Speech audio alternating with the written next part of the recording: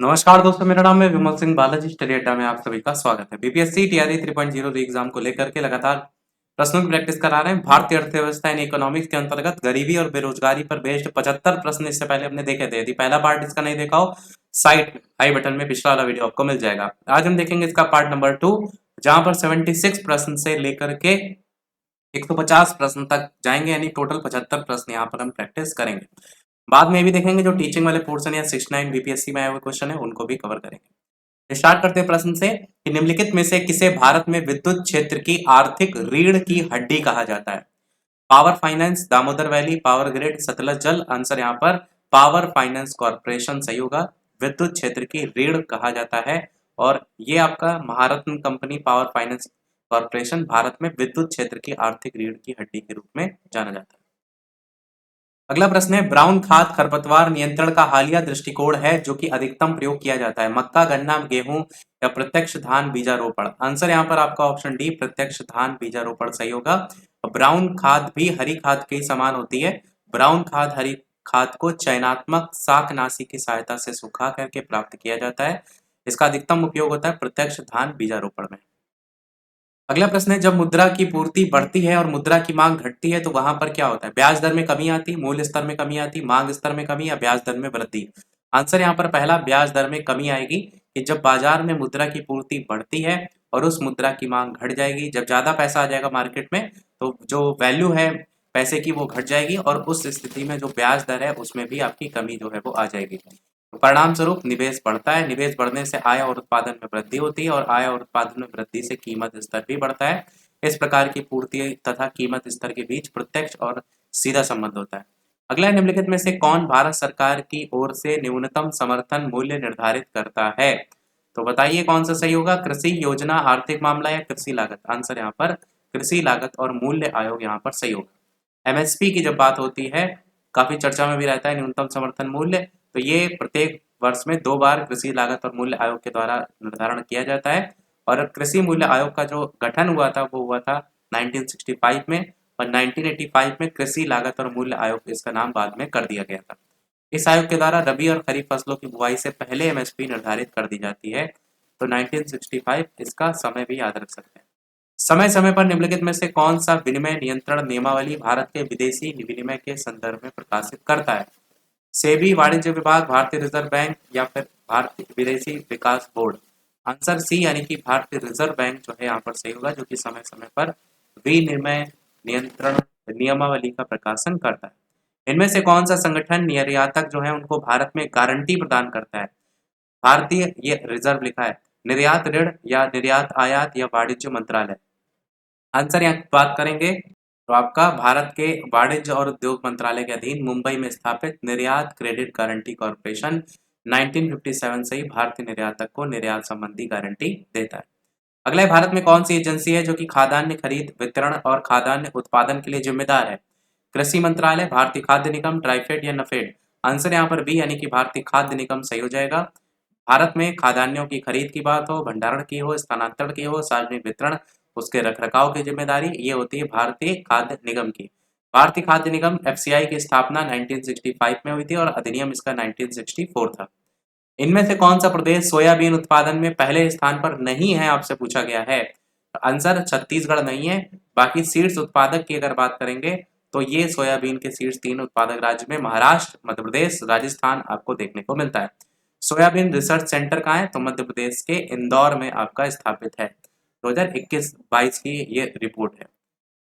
अगला है, सरकारी थिंक टैंक नीति आयोग के बहुआयामी गरीबी सूचकांक के अनुसार बिहार की गरीब आबादी का परसेंटेज कितना है?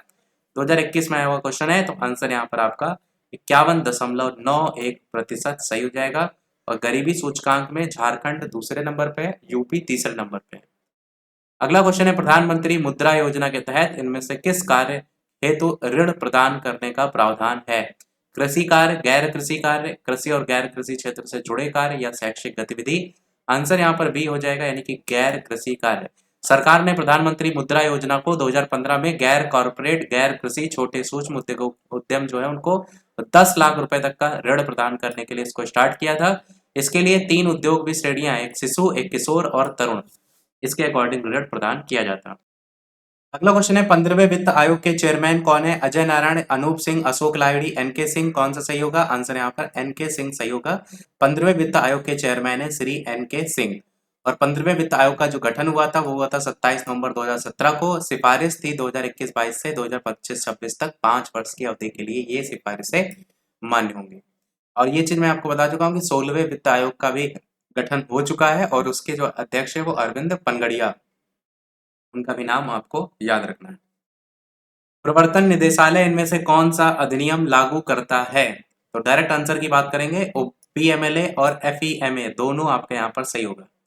प्रवर्तन निदेशालय एक बहु अनुशासनिक संगठन है जो धन शोधन के अपराध और विदेशी मुद्रा कानूनों के उल्लंघन की जांच के लिए काम करता है। इसके अंतर्गत जो प्रवर्तन है उसमें पीएमएलए है यानी धन शोधन निवारण अधिनियम, एफईएम है यानी विदेशी मुद्रा प्रबंधन अधिनियम, एफईओ यानी भगोड़ा आर्थिक अपराधी अधिनियम, विदेशी मुद्रा विनिमय अधिनियम और फेरा विनिमय और विदेशी मुद्रा संरक्षण, तो ये सभी इसके अंतर्गत आते हैं। भारत सरकार ने किस सिद्धांत पर वंदे मातरम योजना की फरवरी 2004 में शुरुआत की थी? सरकारी स्वामित्व, निजी स्वामित्व, सार्वजनिक या केंद्र राज्य स्वामित्व? आंसर आपका सी, सार्वजनिक निजी पार्टनरशिप भागीदारी आपका यहाँ पर सही होगा। और ये स्टार्ट हुआ था 9 फरवरी 2004 को। उद्देश्य है इसको प्रसव को संस्थागत बनाकर शिशु और मातृ मृत्यु दर को कैसे कम किया जाए। इनमें से कौन भारत में सूक्ष्म या माइक्रो वित्तीय संस्थाओं की सूची में शामिल नहीं है, आपसे कह रहा है। कौन शामिल नहीं है? आंसर की बात करेंगे तो आंसर यहाँ पर आपका ऑप्शन डी यानी अटल पेंशन योजना इसके अंतर्गत नहीं आती है। बाकी बिहार विकास न्यास भी आता है, सामुदायिक सेवा न्यास तमिलनाडु भी आता है, सेंटर फॉर डेवलपमेंट बिहार का ये भी इसमें आता है। और अटल पेंशन योजना भारत के नागरिकों के लिए असंगठित क्षेत्र के श्रमिकों पर केंद्रित एक पेंशन योजना है। बाकी सभी जो है आपकी सूक्ष्म वाले में आ जाएंगे। ESICA कर्मचारी राज्य बीमा निगम, ये जो अधिनियम है ये कब आया था? 1948, 49, 50, 51? आंसर की बात करेंगे तो 1948 सही हो जाएगा। इसमें सुविधाएं क्या उपबंध है उसकी बात की गई है। रेलवे बजट को आम बजट में कब शामिल किया गया था? ये क्वेश्चन हमने पिछले वाले वीडियो में पूछा था। अच्छा क्वेश्चन है। आंसर आपका 2017-18 मोस्टली सभी का आया भी था, यही आपका सही हो जाएगा। 21 सितंबर 2016 को आम बजट के साथ रेल बजट को मिला दिया गया था। 2017 में रेल बजट को आम बजट 17-18 में मिला दिया गया था। 1 फरवरी 2017 को पहला संयुक्त बजट संसद में पेश किया गया था और रेलवे के लिए अलग बजट की प्रथा चली जो थी वो 1924 में एक वर्त समिति की सिफारिश पर जो है वो चली थी।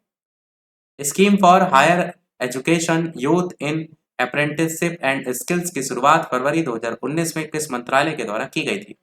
इस तरीके से ऑप्शन है, आंसर आपका सी हो जाएगा, मानव संसाधन विकास। Scheme for higher education youth and apprenticeship and skills की शुरुआत मानव संसाधन विकास मंत्री श्री प्रकाश जावड़ेकर जो हैं उनके द्वारा की गई थी फरवरी 2019 में। राष्ट्रीय शिक्षुता प्रोत्साहन के माध्यम में सामान्य स्नातक को उद्योग शिक्षुता के अवसर प्रदान करने के लिए की गई थी। योजना मानव संसाधन विकास मंत्रालय की है। अगला क्वेश्चन है ओएनजीसी तेल और प्राकृतिक गैस आयोग की निगम के रूप में स्थापना कब की गई थी? 1991, 93, 95, 1956? कौन सा सही होगा? आंसर यहाँ पर आपका 1956 जो है वो सही होगा। ओएनजीसी सार्वजनिक क्षेत्र की एक पेट्रोलियम कंपनी है और 1955 में भारतीय भूगर्भीय सर्वेक्षण के अधीन तेल और गैस विभाग के रूप में ओएनजीसी का शिलान्यास किया गया था।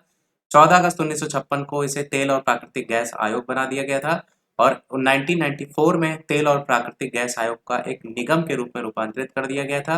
1997 में से भारत सरकार के द्वारा नवरत्न में से एक के रूप में मान्यता दी गई थी और 2012 में से महारत्न का दर्जा दिया गया था। तो जो सबसे ज्यादा इंपॉर्टेंट है वो महारत्न का दर्जा है। अगला है दिवाला और शोधन अक्षमता कोड को क्रियाशील किया गया 2016, 17, 18 या 19? आंसर आपका ए यानी 2016 सही हो जाएगा। 28 मई 2016 को संसद के द्वारा इसको पारित किया गया था। उद्देश्य क्या था इसका? कॉर्पोरेट और फर्मों तथा व्यक्तियों के दिवालिया होने पर समाधान, परिसमापन और शोधन करना। किस वार्षिक बजट में अप्रैल 2010 से जीएसटी लागू करने का प्रस्ताव दिया गया था? तो ये 2006-07 वाला सही हो जाएगा, जिसमें आपका केंद्रीय वित्त मंत्री ने अपने बजट भाषण में इसको लेकर के बात की थी। प्रारंभ में प्रस्तावित किया गया था कि जीएसटी को 1 अप्रैल 2010 से लागू किया जाएगा, किंतु केंद्र सरकार ने जीएसटी के विभिन्न पहलुओं की जांच करने और विशेष रूप से छूट, सीमा, सेवाओं, कराधान इसको लेकर के इसे बाद में 1 जुलाई 2017 से लागू किया। तो पहले जो डेट थी वो 1 अप्रैल 2010 थी। वस्तु और सेवा कर जीएसटी की 1954 में लागू करने वाला पहला देश इनमें से कौन था? ऑस्ट्रेलिया, कनाडा, फ्रांस या यूके? आंसर की बात करेंगे तो आपका ऑप्शन सी यानी कि फ्रांस यहाँ पर जो है वो सही होगा। तो सबसे पहले जीएसटी को वैट नाम से फ्रांस में 1954 में लागू किया गया था। चीन ने इसे 1994 में लागू किया, रूस ने इसे 1991 में और भारत में से 1 जुलाई 2017 से लागू किया गया। भारतीय जीएसटी जो मॉडल है वो कनाडा के उपभोग वैट मॉडल पर बेस्ड है। अच्छा ये पॉइंट है, इसको भी आप याद रख सकते हैं। इनमें से कौन सा मंत्रालय 11 प्रमुख आधारभूत क्षेत्रों की देखरेख करता है? वित्त, उद्योग, सांख्यिकी या नीति आयोग? आंसर की बात करेंगे तो आंसर सी यानी सांख्यिकी और कार्यक्रम क्रियान्वयन मंत्रालय आपका सही हो जाएगा। इसका infrastructure and project monitoring division Bharat सरकार का परियोजना प्रबंधन शाखा और शीर्ष निगरानी संस्थान है। 16 बुनियादी ढांचा क्षेत्रों में 150 करोड़ रुपए से अधिक लागत वाली केंद्र क्षेत्र के परियोजनाओं के कार्यान्वयन की स्थिति और 11 प्रमुख बुनियादी ढांचा या क्षेत्रों के प्रदर्शन की निगरानी में भूमिका निभाता है। अगला क्वेश्चन है, किस प्रधानमंत्री के नाम से राष्ट्रीय सौर मिशन की शुरुआत की गई? जवाहरलाल नेहरू, राजीव गांधी, अटल बिहारी वाजपेयी या नरेंद्र मोदी? आंसर आपका ए जवाहरलाल नेहरू जो है आपका सही हो जाएगा। जिसे राष्ट्रीय सौर मिशन के रूप में जो है वो मान्यता मिली थी। राष्ट्रीय सौर मिशन को लॉन्च हुआ था ये आपका। वैसे इसमें वो समय नहीं है, आप वही याद रखिएगा। अगला क्वेश्चन है आपका, ये ध्यान रख सकते हैं कि सौर मिशन को मंजूरी जो मिली थी 11 जनवरी 2010 को।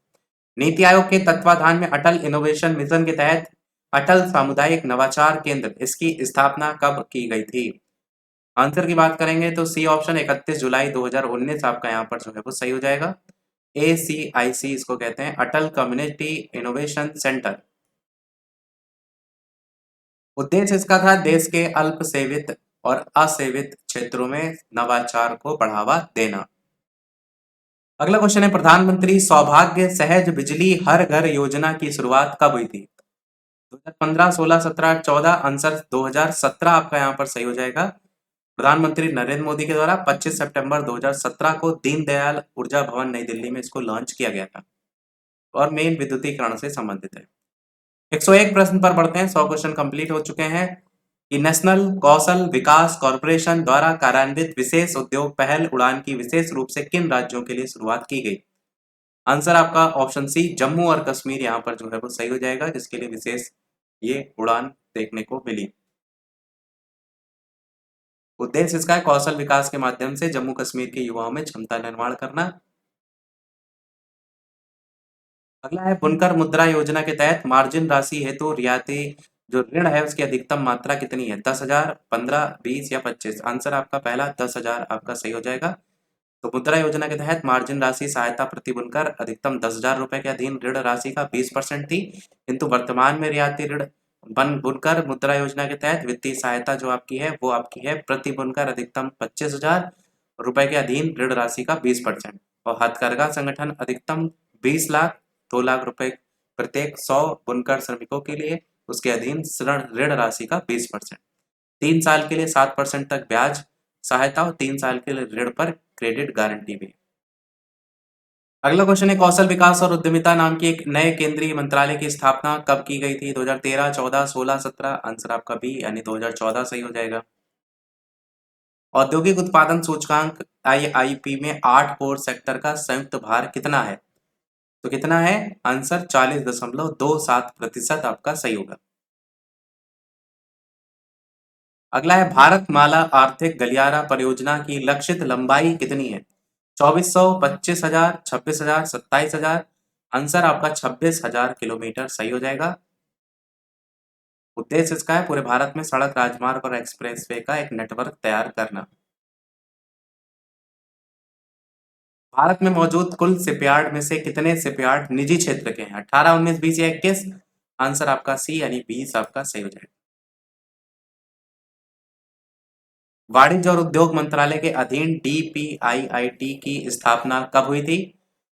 आंसर आपका 1995, 2005, 2010 या 2015 में से पहला ऑप्शन सही हो जाएगा। मूल रूप से 1995 में स्थापित किया गया था और औद्योगिक विकास संगठन जो विभाग है, विकास विभाग है, इसके विलय के साथ 2000 में इसका पुनर्गठन भी किया गया था।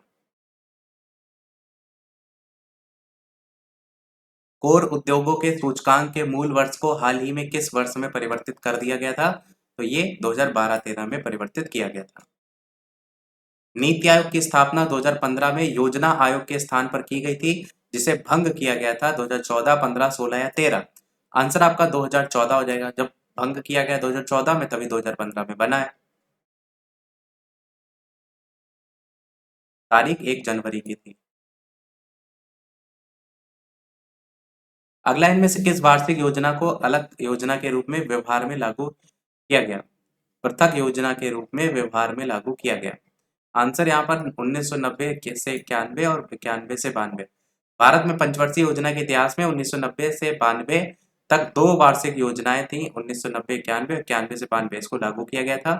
पंचवर्षीय योजना का सामान्य क्रम 3 बार, एक तो 66 से 69, 79 से 80 और 90 से 92 में अवरुद्ध हुआ था।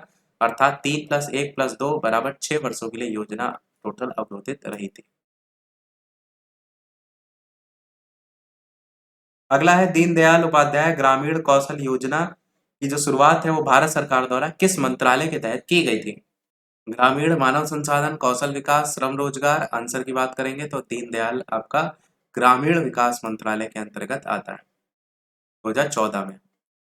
इनमें से कौन ऋण नियंत्रण की एक मात्रात्मक पद्धति नहीं है, आपसे यहाँ पर पूछा गया है।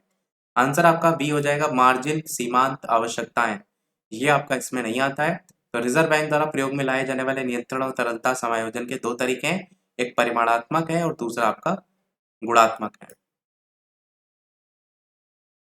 अब इसके अंतर्गत आता क्या क्या है? जैसे परिमाणात्मक साख नियंत्रण में बैंक दर नीति, नगद अनुरक्षित दर, मुक्त बाजार परिचालन, ये सब आते हैं। मार्जिन आवश्यकताएं गुणात्मक साख नियंत्रण के अंतर्गत आते हैं। मार्जिन आवश्यकताओं से मतलब है कि आरबीआई के द्वारा विशिष्ट प्रतिभूतियों की आड़ में ऋण देने के संदर्भ में न्यूनतम सीमा या मार्जिन निर्धारित किया जाता है। इस मार्जिन के नीचे ऋण प्रदान नहीं किया जाता। जुलाई 2019 से जून 2020 के मध्य भारतीय रिजर्व बैंक ने कितनी बार अपनी रेपो रेट पॉलिसी में बदलाव किया है? आंसर आपका डी हो जाएगा, यानी टोटल 4 बार। और ये कब कब किया गया है? 2019 की सभी तारीख भी दी गई है। अब थोड़ा सा पुराना भी हो गया तो इसलिए हम इसके डाटा को पढ़कर आपको नहीं बता रहे हैं।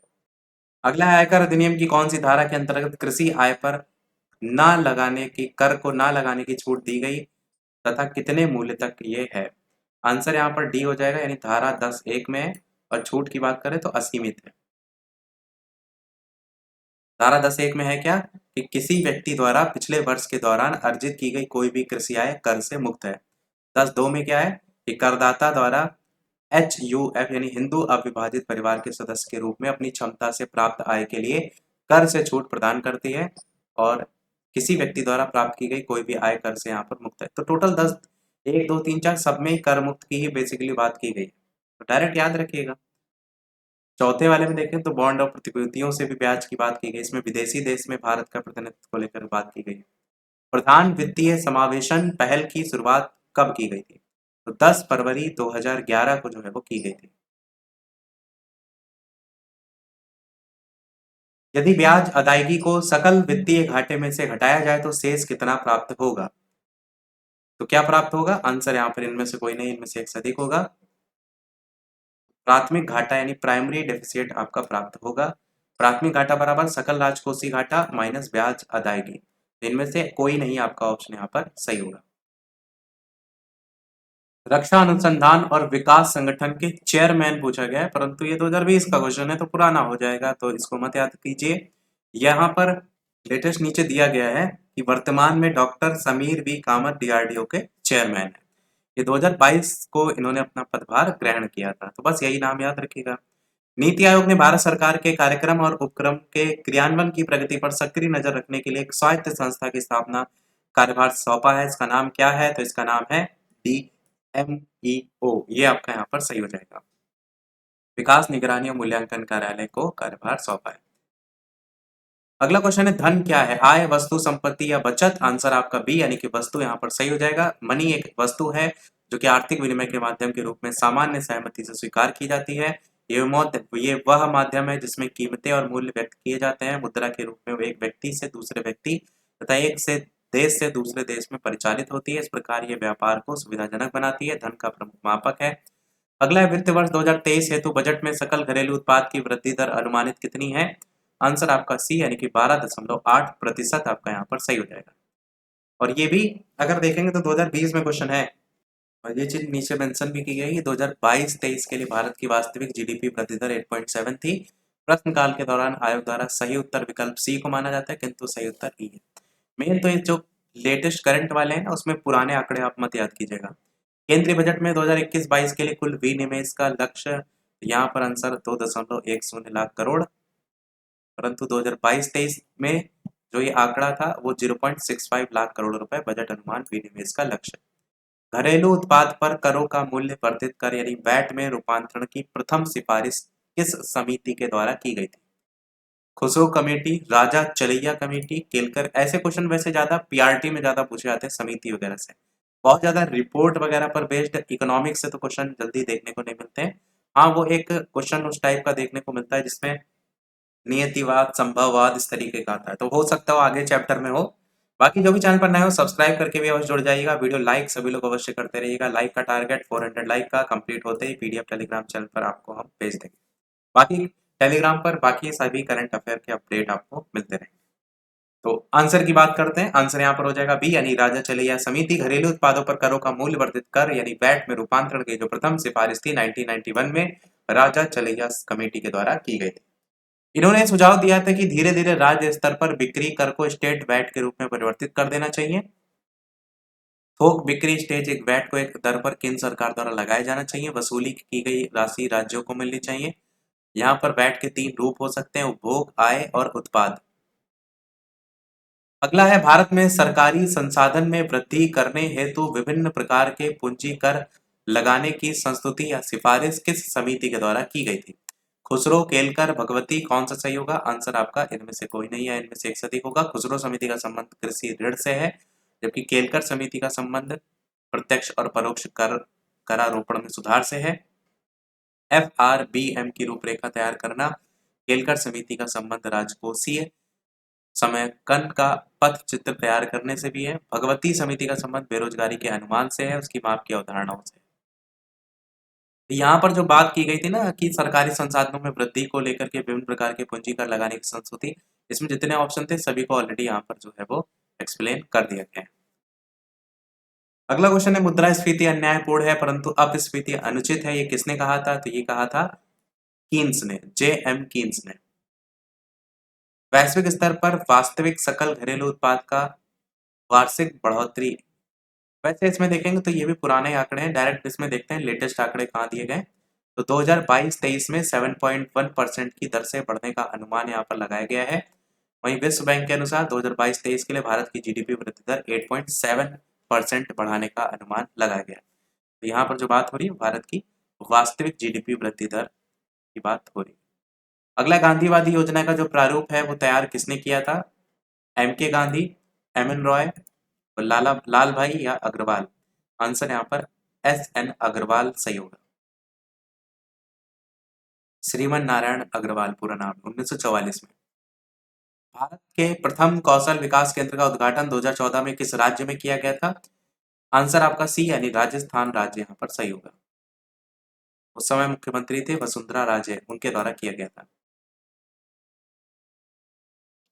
प्रधानमंत्री ने नीति आयोग में पदेन और विशेष तौर पर आमंत्रित सदस्य को शामिल करने संबंधी कैबिनेट प्रस्तावों को अपनी मंजूरी कब दी थी? तो ये मंजूरी दी गई थी, यहाँ पर देखेंगे तो तारीख वो नहीं दी गई, 15 जून 2019 की इसमें दी गई थी। और इन पहली बैठक से पहले सरकार के थिंक टैंक नीति आयोग के पुनर्गठन को मंजूरी दी गई थी। इनमें से किसने भारत के वित्त मंत्री के तौर पर सबसे लंबे समय काल के लिए कार्य किया? देशमुख जी, मनमोहन सिंह जी, चिदम्बरम, अरुण जेटली? इंपॉर्टेंट क्वेश्चन है, आंसर की बात करेंगे सी ऑप्शन पी चिदम्बरम सही हो जाएगा। भारत के वित्त मंत्री के तौर पर सबसे लंबा कार्यकाल जो है इनका चला था। इन्होंने वित्त मंत्री के रूप में 1996 से 98, 2004 से 8, 2012 से 14, इसमें कुल मिलाकर लगभग 8 साल तक वो कार्य किया था। बाकी अभी कार्यकाल दिया गया है वो भी देख सकते हैं। अगला क्वेश्चन है 2020-21 के लिए भारत सरकार के द्वारा बजट कुल कितने कृषि ऋण वितरित? इसमें भी नए लेटेस्ट आंकड़ों की बात करते हैं, आंसर तो डी हो जाएगा। और देखते हैं नीचे लेटेस्ट आंकड़ा, तो 22-23 के लिए आंकड़ा है 18 लाख करोड़ रुपए। तो बस यही आंकड़ा याद रखिएगा, पुराना आपसे नहीं पूछा जाएगा। सरकारी ई बाजार का भी यहाँ पर आंकड़ा पूछा गया है। केंद्रीय बजट में क्रय बिक्री का प्रस्तावित मात्रा, तो यहाँ पर भी देखेंगे तो 22-23 में ये आंकड़ा है 1.5 लाख करोड़ रुपए की खरीद का लक्ष्य रखा गया। अब सब प्रीवियस ईयर है ना, कोई 2020 में आया क्वेश्चन है तो ये उस समय के अकॉर्डिंग आंकड़े पूछे जाते हैं।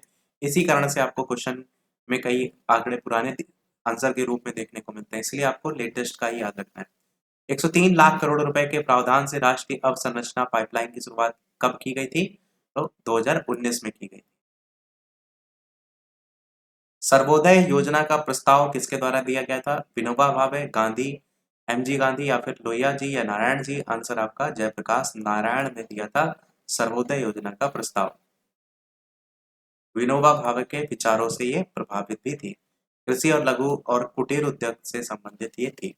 इनमें से किसने कहा था कि सकल राष्ट्रीय आय जीएनआई का को कुल आबादी से भाग देने पर प्राप्त औसत के रूप में प्रति व्यक्ति आय विकास का द्योतक है, एक मिथक है? तो ये किसके द्वारा कथन दिया गया था? ये कथन दिया गया था दीनदयाल उपाध्याय जी के द्वारा।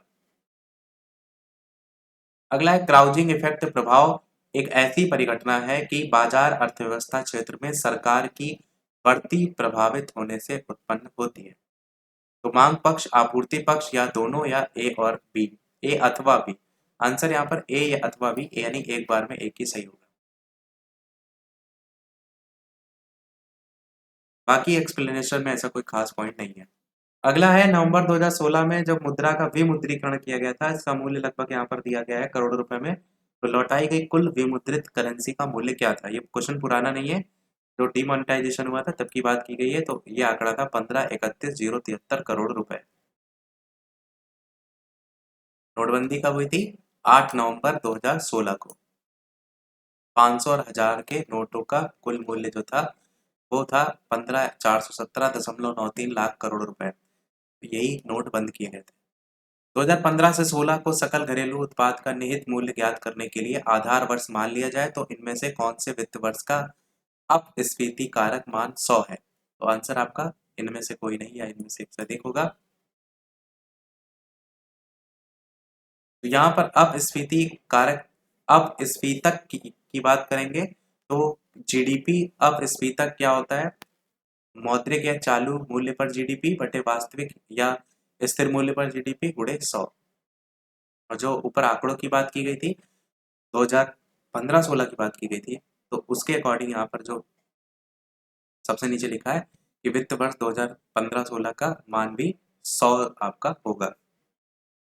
अगला क्वेश्चन 19-20 में भी पूछा गया है, मतलब ये भी क्वेश्चन को स्किप कर रहे हैं। 22-23 का केवल आंकड़ा याद रखिएगा। 5.5, 5.2 बात जो की गई है वो है प्रत्यक्ष और अप्रत्यक्ष करों को लेकर के, सकल घरेलू उत्पाद के साथ रेशियो। ये 22-23 का याद रखिएगा। अगला, कुछ देशों में माल और सेवा कर को क्या कहा जाता है? विक्रय वर्धित कर, लाभ या परिचालन या मूल्य? आंसर आपका मूल्य वर्धित कर कहा जाता है। इसको कहते हैं वैल्यू एडेड टैक्स या वैट। सबसे पहले जीएसटी को वैट नाम से फ्रांस में लागू किया गया था। भारत में से 2017 1 जुलाई को लागू किया गया था। और ये कनाडा मॉडल का उपभोग वैट मॉडल पर भारत का जीएसटी चल रहा है। अंत्योदय कार्यक्रम सबसे पहले किस राज्य में शुरू किया गया था? बिहार, तमिलनाडु, आंध्र प्रदेश, राजस्थान? आंसर आपका राजस्थान राज्य सही हो जाएगा। 1977 में शुरू किया गया था। उद्देश्य इसका था गरीबों में भी अत्यधिक गरीबी को और ज्यादा ऊपर उठाना। इनमें से किसने गरीबी निवारण के प्रभावपूर्ण अस्त्र के रूप में स्वयं सेवा समूह के विचार को दिया था? तो ये दिया गया था मोहम्मद यूनिस।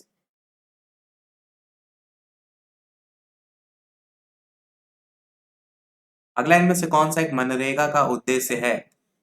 तो मनरेगा के उद्देश्य में आपको यहाँ पर परिसंपत्तियों का निर्माण करना, सूक्ष्म सिंचाई को प्रोत्साहन करना, जल प्रबंधन, ग्रामीण आय को बढ़ाना। ऑप्शन में से मनरेगा का उद्देश्य है टिकाऊ परिसंपत्तियों का निर्माण और ग्रामीण आय को बढ़ाना। मनरेगा की बात करते हैं तो भारत में जो महात्मा गांधी राष्ट्रीय ग्रामीण रोजगार गारंटी अधिनियम, मनरेगा भारत में लागू एक रोजगार गारंटी अधिनियम है। 2005 में इसे संसद द्वारा पारित किया गया था। 100 दिन तक का रोजगार उपलब्ध होता है इसमें। योजना 2 फरवरी 2006 को देश के 200 जिलों में शुरू हुई थी और 2008 को इसे अंततः भारत के सभी जिलों में लागू कर दिया गया था। बाद में 2 अक्टूबर 2009 को अधिनियम में संशोधन के द्वारा नरेगा का नाम बदलकर महात्मा गांधी राष्ट्रीय ग्रामीण रोजगार गारंटी अधिनियम मनरेगा कर दिया गया था। पहले नरेगा था, फिर मनरेगा कर दिया गया था, यानी महात्मा गांधी जी का नाम जोड़ दिया गया था। भारत में राष्ट्रीय आय की गणना में एक समस्या क्या है? अल्प रोजगार, मुद्रास्फीति, बचत का निम्न स्तर, असंगठित क्षेत्र। आंसर असंगठित क्षेत्र यहाँ पर सही हो जाएगा। राष्ट्रीय आय से तात्पर्य होता है अर्थव्यवस्था में देश के नागरिकों के द्वारा पूरे वर्ष के दौरान उत्पादित अंतिम वस्तुओं और सेवाओं के शुद्ध मूल्य के योग से। राष्ट्रीय आय की अगर बात करते हैं तो 3 विधियों द्वारा मापा जाता है: उत्पादन विधि, आय गणना विधि और व्यय विधि। बाकी उसी की बात की गई डिटेल में, चाहे तो वीडियो को रोककर पढ़ सकते हैं।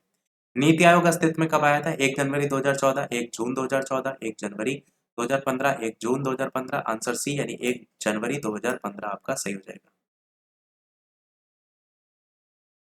तो नीति आयोग राष्ट्रीय भारत परिवर्तन संस्था भारत सरकार के द्वारा गठित नया संस्थान है, योजना आयोग के स्थान पर बनाया गया था। 1 जनवरी 2015 को मंत्रिमंडलीय प्रस्ताव के द्वारा अस्तित्व में आया था। सरकार के थिंक टैंक के रूप में सेवाएं प्रदान करता है। ये मुख्य रूप से सरकार को अर्थव्यवस्था के विभिन्न जो पहलू हैं उसके संदर्भ में राजनीतिक, रणनीतिक तथा तकनीकी राय देने से संबंधित भी है। इसके अध्यक्ष हैं भारत के प्रधानमंत्री। अगला क्वेश्चन है, भारत सरकार ने अखिल भारतीय थोक कीमत सूचकांक के लिए आधार वर्ष 2004-5 से बदलकर किस वर्ष को बनाया था? तो 2011-12 को जो है ये बनाया था। थोक मूल्य सूचकांक क्या होता है? तो एक मूल्य सूचकांक जो कि कुछ चुनी हुई वस्तुओं के सामूहिक औसत मूल्य का प्रतिनिधित्व करता है।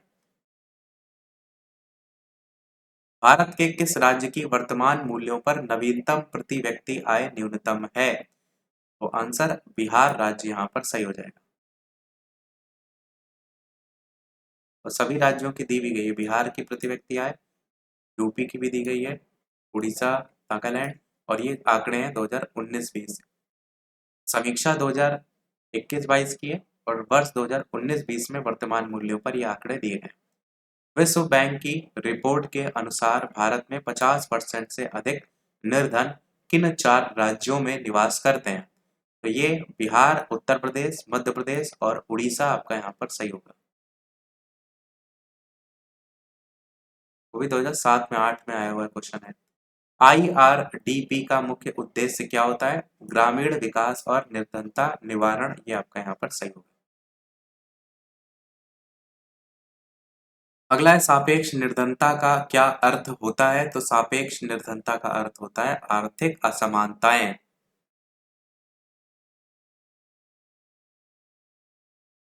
उसी की बात डिटेल में यहाँ पर की गई है।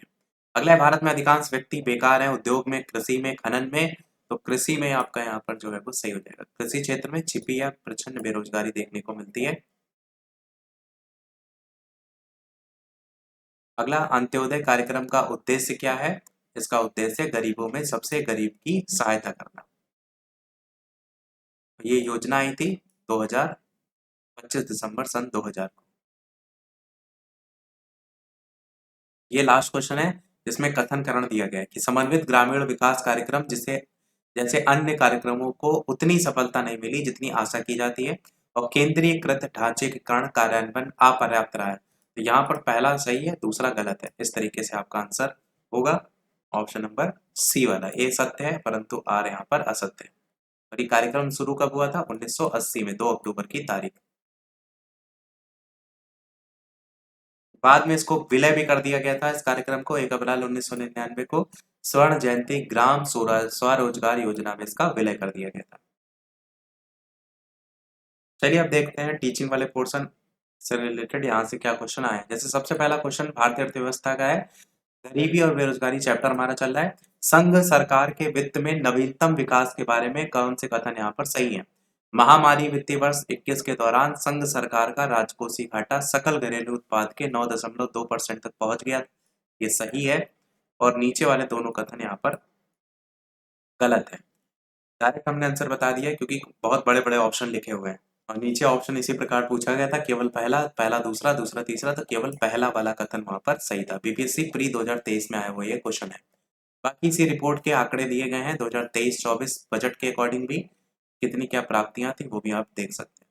अगला, केंद्र सरकार के गैर योजना व्यय के बारे में इनमें से कौन सा कथन है जो कि सही है? तो कथन सही है, वह ब्याज भुगतान पर होता है, ये कथन यहाँ पर सही है। आर्थिक सर्वेक्षण 2023 के अनुसार इनमें से कौन सा कथन भारत में प्रत्यक्ष विदेशी निवेश की प्रवृत्ति का वर्णन करता है? और इस तरीके से कथन दिए हुए हैं और नीचे ऑप्शन दिए गए। आंसर डी वाला सही होगा, यानी केवल चौथा कथन यहाँ पर सही है। चौथा कथन क्या है? कमजोर वैश्विक आर्थिक स्थिति के कारण इसमें कमी आई है। तो ये आपसे यहाँ पर पूछा गया था। बाकी कोई कथन इसमें नहीं आएगा, चाहे तो आप इनको एक एक करके पढ़ सकते हैं। जो सही था वो मैंने डायरेक्ट बता दिया। तो नीचे इसी रिपोर्ट की जानकारी भी दी गई है। तो रिपोर्ट के बारे में एकदम इतना डिटेल में लिखा है ना, अगर हम एक पढ़ने लगे ना तो कल हो जाएगी, इसलिए हम कुछ जो इम्पोर्टेंट पॉइंट है क्वेश्चन है केवल उन्हीं की बात कर रहे हैं। स्वामित्व योजना के संदर्भ में निम्नलिखित कथन दे रखे हैं, उनकी बात आपको यहाँ पर करनी है और नीचे आपको ऑप्शन भी दिए गए हैं कौन सा सही है। पहला और तीसरा सही है, तो जो सही है केवल उनकी बात करते हैं। पहला कथन क्या था कि ये खान मंत्रालय के दायरे में कार्यरत एक केंद्रीय क्षेत्र योजना है, स्वामित्व योजना। और तीसरा कथन था CORS का मतलब है क्रॉस ओरिजिन रिसोर्स शेयरिंग। तो ये दो कथन आपके यहाँ पर सही है। स्वामित्व योजना पंचायती राज मंत्रालय के अंतर्गत योजना आपकी आती है। शुभारंभ इसका हुआ था 2021 में।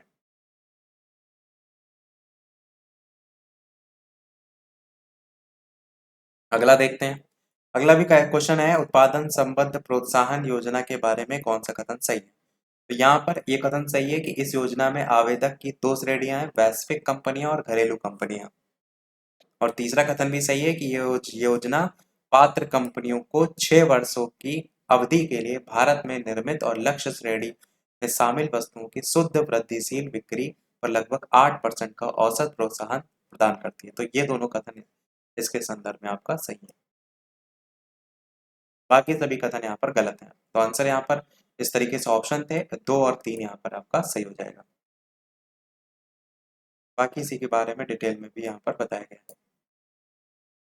देखेंगे तो जिसने 69 बीपीएससी में आए हुए क्वेश्चन है बहुत बड़े बड़े हैं। अगला क्वेश्चन देखेंगे तो ये आया है प्राइमरी में question, BPSC school teacher 2023 paper 2 shift 1। क्या आया था? भारत और 1929 में प्रारंभ हुई महामंदी के संदर्भ में इनमें से कौन सा कथन सही है? मंदी ने भारतीय व्यापार को प्रतिकूल रूप से प्रभावित किया। मंदी ने भारतीय जो खेतीहर हैं, किसान हैं, आयात हैं, निर्यात है, उनको प्रतिकूलता से प्रभावित किया। या फिर मंदी का भारत पर प्रभाव संकेत करता है कि 20वीं सदी के प्रारंभ में विश्व अर्थव्यवस्था कैसी एकीकृत हो गई थी। इस तरीके से ऑप्शन है डी ऑप्शन सही हो जाएगा, इनमें से एक से अधिक। 1929 के प्रारंभ में वैश्विक महामंदी का असर विश्व समेत भारत पर भी पड़ा। महामंदी काल के दौरान तत्कालीन ब्रिटिश भारत को वैश्विक व्यापार में आयात में 47%, निर्यात में 49% की गिरावट देखने को मिली।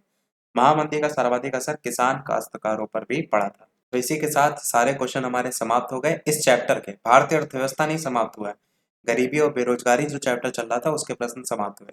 अब एक क्वेश्चन आपसे भी पूछते हैं। तो ये क्वेश्चन आपके लिए जिसका आंसर वीडियो के मेन कमेंट में आपको बताना है। इसके अलावा सभी लोग वीडियो लाइक शेयर सब्सक्राइब अवश्य करते रहिएगा। कोई प्रश्न हो कमेंट पूछ लीजिएगा। टेलीग्राम चैनल से नहीं जुड़े तो बालाजी स्टडी सर्च करके जुड़ सकते हैं। ये प्रश्न है, भारत में पहली पंचवर्षीय योजना का आधार क्या था? Harold Domar model, Mahalanobis model, Dadabhai Naoroji model, JL Nehru model, इनमें से कोई नहीं। इनमें से एक से अधिक अपना आंसर वीडियो के मेन कमेंट में बताइएगा। तो आज के वीडियो में फिर इतना ही रखते हैं, मिलते हैं अगले वीडियो में कुछ नए प्रश्नों के साथ, नए टॉपिक के साथ। तब तक के लिए सभी को नमस्कार, जय हिंद।